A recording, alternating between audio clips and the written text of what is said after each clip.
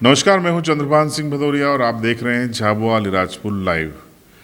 कोविड-19 से हम मिलजुल कर निपटेंगे, ये दावा प्रधानमंत्री नरेंद्र मोदी, मुख्यमंत्री शिवराज सिंह चौहान समेत झाबुआ के एसपी, कलेक्टर और प्रशासन के तमाम अधिकारी कर रहे हैं।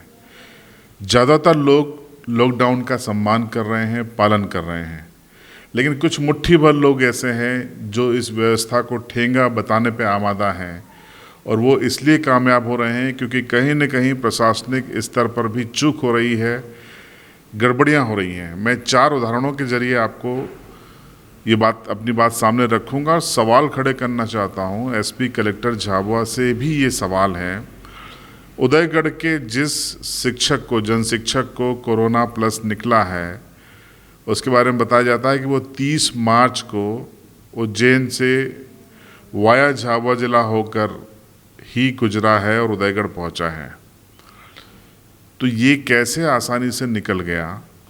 झाबुआ जिले की कम से कम 3 या 4 सीमाओं से होकर गुजरा होगा, चेक पोस्ट से होकर गुजरा होगा, जहां पुलिस तैनात की गई होगी। तो ये कैसे आसानी से चला गया, पता क्यों नहीं चला? क्या ये जांच का विषय नहीं है? क्या ये फेल्यूर नहीं है? इस पे विचार करें।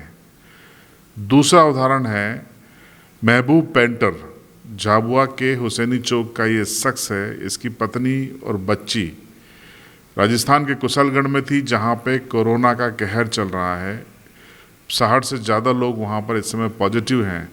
वहाँ की सीमाएं भी सील है, लेकिन ये साहब पहुँच जाते हैं यहाँ से निकल कर, कुशलगढ़ पहुंचते हैं, वहां से अपनी बीवी बच्चे को लेते हैं, वो सुरक्षित वापस मध्य प्रदेश में प्रवेश करते हैं, झाबुआ के रास्ते प्रवेश करते हैं और झाबुआ आ जाते हैं। और यहाँ आके जब शिकायत होती है तो पत्नी और बच्चे को छिपा देते हैं कहीं और पलट जाते हैं, लेकिन भांडा फूट जाता है और इन साहब के खिलाफ FIR हो जाती है।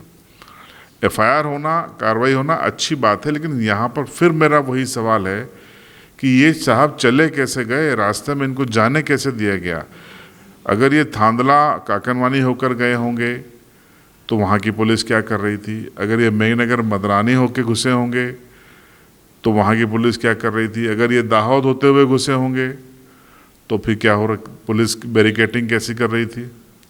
और सवाल यहाँ पर राजस्थान की पुलिस पर भी है कि आपके यहाँ बखतगढ़, कुशलगढ़ में पहले से ही इतना पैनिक है, ये शख्स अंदर कैसे आ गया? वो सुरक्षित कैसे निकल गया? क्या ऐसे आप कोरोना या कोविड-19 से जंग जीतेंगे? ये सवाल है जिसका जवाब खुद प्रशासन को ढूंढना चाहिए। तीसरा उदाहरण 14 तारीख को सामने आया। झाबुआ में सोनी परिवार में एक गमी हुई और 6 लोग, जिनमें से 2 खातेगांव से और देवास से और 4 इंदौर से, आराम से चले आए, झाबुआ शहर में घुस गए और न सिर्फ घुस गए, पूरे कार्यक्रम में हिस्सा लिया, जो गमी का कार्यक्रम में। और उसके बाद जब स्थानीय स्तर पर शिकायत हुई तो उनको प्रशासन ने क्वारंटाइन किया और उनको आइसोलेशन में रखा गया, माफ़ कीजिएगा, क्वारंटाइन जोन में रखा गया। ये 6 लोग कैसे चले आए? क्या कर रही थी आपकी पुलिस? इनको रोका क्यों नहीं? और ये अपने वाहनों से आए हैं।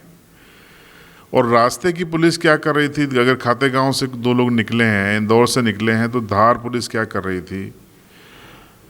झाबुआ पुलिस क्या कर रही थी? शहर में कैसे घुस गए? ये जो बदइंतज़ामी है ना, ये भारी पड़ जाएगी। और जो अभी तक ग्रीन जोन बना हुआ है, ये ऑरेंज और रेड जोन में झाबुआ पहुंच जाएगा अगर इसी तरीके की लापरवाहियाँ सामने लगातार आती रही। उदयगढ़ से कोई पवार हैं, वो भी बंधन बैंक के कर्मचारी हैं, वो भी आसानी से अपने घर आ गए, उन पर भी कार्रवाई हुई है। बॉर्डर पे उनको क्यों नहीं रोका गया? क्या राणापुर थाना क्षेत्र की जो बॉर्डर अलीराजपुर ज़िले से लगती है, वहाँ पर कोई नहीं है? और थे तो उनकी जो जवाबदारी तय होगी। यहाँ पर उन सभी की जवाबदेही तय करना पड़ेगी, चाहे वो उदयगढ़ का कोरोना पॉजिटिव शिक्षक जिन पॉइंट से गुजरा हो उन पर कार्रवाई होनी चाहिए, चाहे ये जो 6 लोग जो 4 इंदौर से और 2 खातेगांव से आ गए थे उन पे उनको क्यों, किसने नहीं रोका, किस चेक पॉइंट से होकर गुजरे हैं, उन पे कार्रवाई होनी चाहिए। जो महबूब खान है, वो जिस रास्ते से गया और लौट के आया, उसे क्यों नहीं रोका, उन पे कार्रवाई होना चाहिए। और अगर ये पास सारे लोग फर्जी लेकर घूम रहे हैं और कोई जारी कर रहा है तो जारी करने वालों पर, जो अपात्र है और लेकर घूम रहे हैं, उन पे 420, 467, 68 की FIR करनी चाहिए। ये कूट रचित दस्तावेज है। कोरोना एक अपराध है, सामाजिक अपराध है, जिससे देश जंग लड़ रहा है, उससे मुक्ति की कोशिश कर रहा है। कुछ लोग इसे कोरोना जिहाद का नाम दे रहे हैं, कुछ लोग इसे कोरोना अपराध का नाम दे रहे हैं। जो भी है, ये इससे निपटना है और निपटने के लिए सजग और सतर्क होना होगा। जीरो टॉलरेंस, यानी कोई गुंजाइश नहीं। और ये 4 उदाहरण मैंने जो बताए हैं, इससे सबक ले झाबुआ जिले का प्रशासन, दोबारा ऐसी गलती न हो ये सुनिश्चित की जाए। प्रशासन को भी समझना चाहिए कि ये सब उन लोगों की क्या गलती है जो ईमानदारी से लॉकडाउन का पालन कर रहे हैं, कोरोना से लड़ रहे हैं, घर में बैठे हैं। उन्होंने कोई अपराध कर दिया है क्या जो इस कानून को रिस्पेक्ट कर रहे हैं? और मुट्ठी भर लोगों को आप कानून से खेलने दे रहे हैं। ऐसे लोग मजाक बना देंगे इस पूरी लड़ाई को। इसलिए मेरा झाबुआ जिला प्रशासन से, SP, कलेक्टर से निवेदन है, इसको गंभीरता से लें, कार्रवाई सुनिश्चित करें पूरी प्राइमरी जांच के बाद कि ये चारों जहां जिस पॉइंट से निकले थे वहां कौन थे, उन्होंने क्या देखा, और आगे ऐसा न हो ये भी सुनिश्चित किया जाए। आप क्या सोचते हैं इस मुद्दे पे कमेंट बॉक्स में ज़रूर बताइएगा। अभी तक आपने मेरे चैनल को सब्सक्राइब नहीं किया है तो सब्सक्राइब करें, बेल आइकन ज़रूर दबाएं, क्योंकि कोरोना यानी कोविड-19 के खिलाफ जंग हम अपने तरीके से लड़ रहे हैं, आपके सहयोग से, आपको हर तरीके की सूचनाएं देकर, अलर्ट रखकर।